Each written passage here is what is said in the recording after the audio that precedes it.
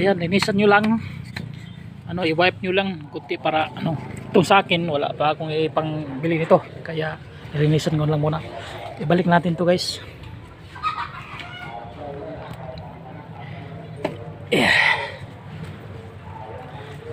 Guys, ibalik natin to.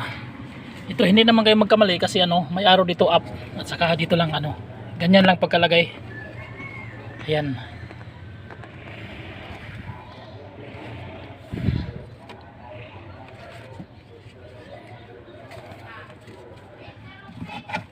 Kahit kayo na guys mag DIY para hindi na kayo magastusan.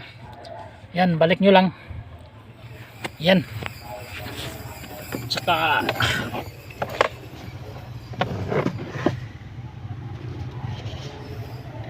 takpan na natin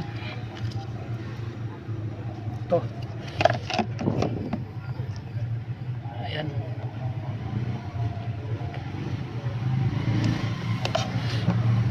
Saglit lang, remove na natin.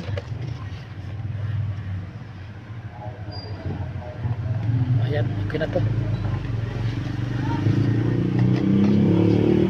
Ayan. So okay na siya. So punasan muna natin kasi medyo alikabok na sa loob.